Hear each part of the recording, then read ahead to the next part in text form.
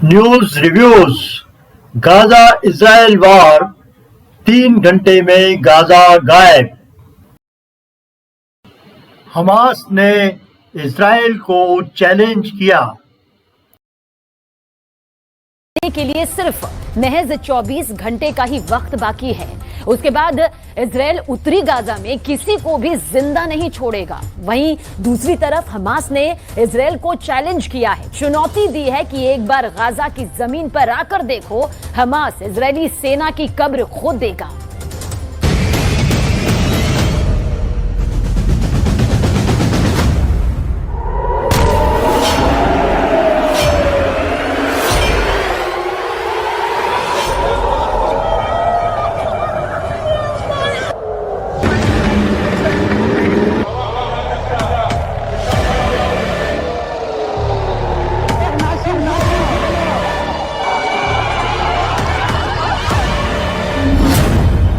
Israel में युद्ध सरकार, हमास को दिया मृत्युदंड।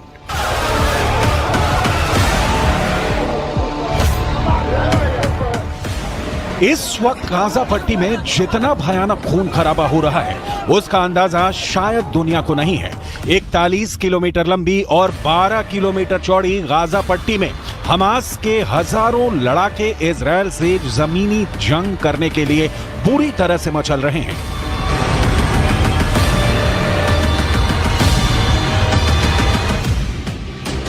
ऐसा लग रहा है कि हमास चाहता है कि गाजा पट्टी में एक बार इजरायल के टैंक और पैदल सेना घुसे, फिर हमास और हिजबुल्लाह के लड़ाके मिलकर उनसे आखिरी जंग करें।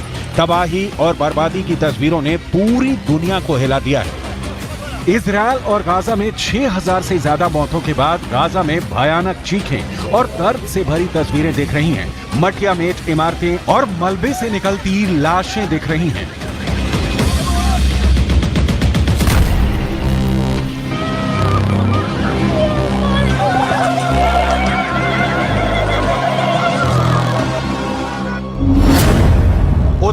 है तो आप देखें बेंजामिन नेतन्याहू का ये आल अहली जो अस्पताल है जिस पर यह हमला हुआ, उसको लेकर ये इजराइल के प्रधानमंत्री बोल रहे हैं कि ये जो रॉकेट के हमले लगातार किए जा रहे हैं हमास की तरफ से, उसी का अंजाम। और देखिए ईरान इजराइल के बीच सीधी जंग का खतरा बढ़ता जा रहा है। गाजा अस्पताल हमले के बाद ईरान भड़का हुआ है। ट्वीट कर लिखा, अब वक्त पूरा हुआ। सीरिया में ईरानी दूतावास का ट्वीट, ईरान ने कहा अब धैर्य टूट चुका है, अब वक्त पूरा हुआ। और देखिए एक और बड़ी खबर, अस्पताल पर हमले को लेकर जो बाइडेन का बयान भी सामने आया। आल अहली अस्पताल में हुए हमले से काफी दुखी हूं। मैंने इजराइल के पीएम नेतन्याहू से बात की है।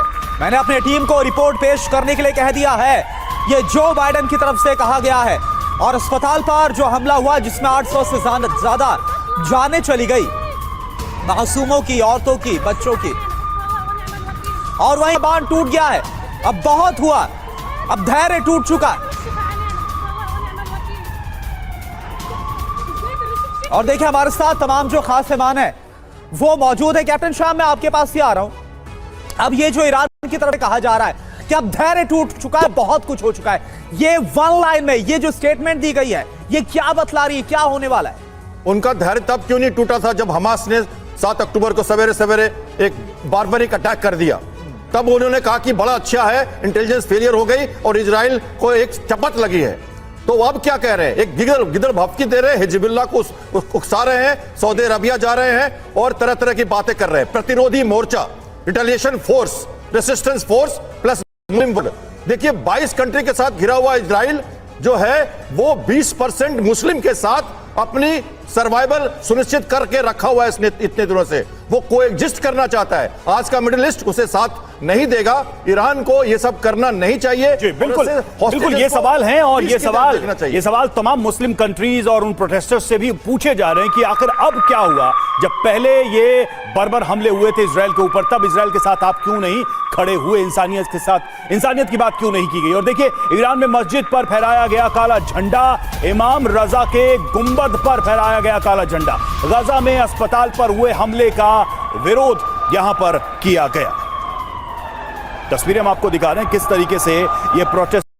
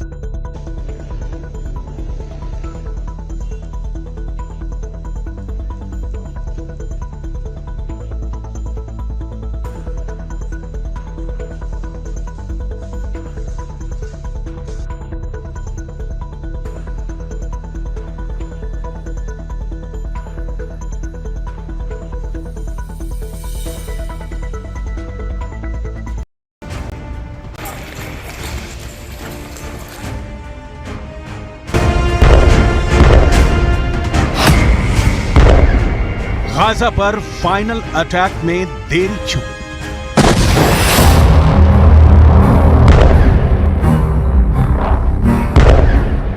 नेतन्याहू को हमले से किसने रोका? जमीनी अटैक पर बाइडेन ने लगाया ब्रेक।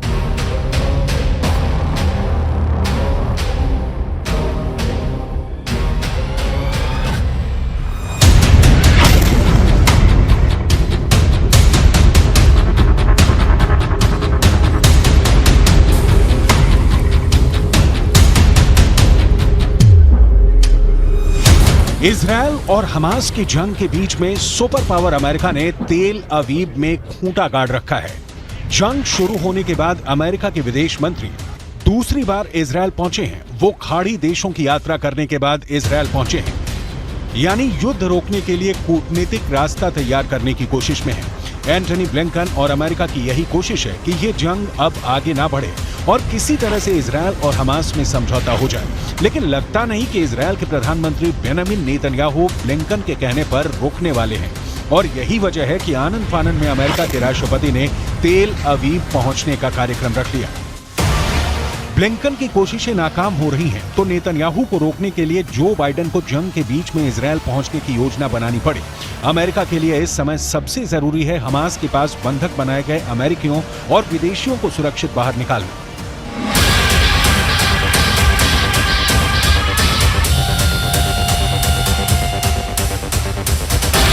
यही वजह है कि इतने खतरनाक हालात होने के बावजूद अमेरिका के राष्ट्रपति जो बाइडेन ने तेल अवीव पहुंचने का फैसला किया।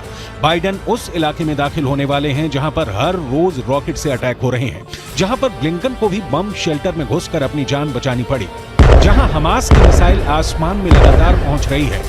और मंगलवार को तो इजरायल की संसद से नेतन्याहू और यार लैपिड समेत सभी सांसदों को भागना पड़ा।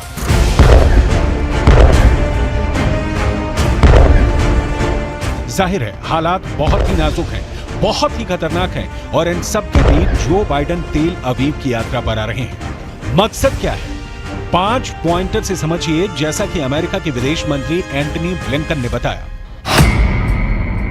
पहला मकसद है हमास के खिलाफ इजरायल की पूरी मदद। दूसरा मकसद है ईरान को हिमाकत न करने का संदेश। तीसरा मकसद है हमास के कब्जे से बंधकों को निकालना। चौथा मकसद है इजरायल वॉर की रणनीति को समझना। पांचवा मकसद है जंग की सूरत में आम लोगों का नुकसान कम करना।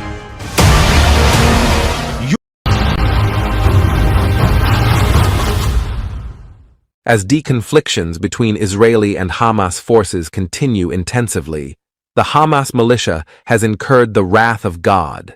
The soldiers of the Qassam Brigade, known as the armed wing of Hamas, were planning an attack on the Israeli army using underground tunnels they had created. However, the heavy rainfall that started late at night and the resulting floods brought the end of the Hamas militia. The Israeli military has increased its air operations against Hezbollah and Hamas forces in Syria, Lebanon, and the Gaza Strip. In the last few days, an intensive airstrike has been carried out against Israel from inside the Syrian borders. Although most of these attacks are prevented by Iron Dome air defense systems, some of the missiles sent can also hit areas where civilians live. The Israel Defense Forces were about to enter the borders of Gaza to put an end to these attacks on Israel by Hamas and Hezbollah and put an end to Hamas forces in the Gaza Strip. The Israel Defense Forces aim to launch this operation as soon as possible in case Hamas forces carry out an attack on the Israeli army stationed on the borders of the Gaza Strip. Israel's first target was the underground tunnels used by Hamas soldiers to enter the Gaza Strip. However, bad weather conditions prevented the start of this ground operation. What happened next was engraved on the minds as an indication that God was on the side of Israel in this war. As it is known, there was a major flood disaster in the regions where Israel and Palestine are located. After hours of rainfall, flooding occurred in many areas, especially in the capital Tel Aviv. However, these rains and the resulting flooding disaster that occurred at once brought about the end of the Hamas militias deployed in the Gaza Strip.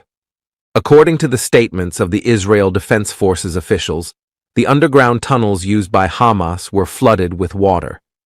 The entrances and exits of the underground tunnels, which were filled with water, were completely closed. As it is known, Hamas soldiers used these tunnels not only as a shipping route, but also as warehouses. Hamas forces use these tunnels both as an escape route and as ammunition and weapons depots when they are under intense attack. However, according to information obtained from regional sources, these weapons and ammunition in the underground tunnels became completely unusable after the heavy rain and flooding that occurred at night. According to the claims, after heavy rainfall and flooding in the tunnels, a small part of the tunnel collapsed on the Hamas militia located in the tunnel. After this interesting incident, some local newspapers operating in Israel shared news under the headline, "Divine Justice has found its place." But will this divine justice also help Israel to crush Hamas? As it is known, the Israel Defense Forces have appealed to the civilian population living in Gaza for the ground operation they will launch against Gaza, warning them many times to evacuate their homes and go to the south of the region.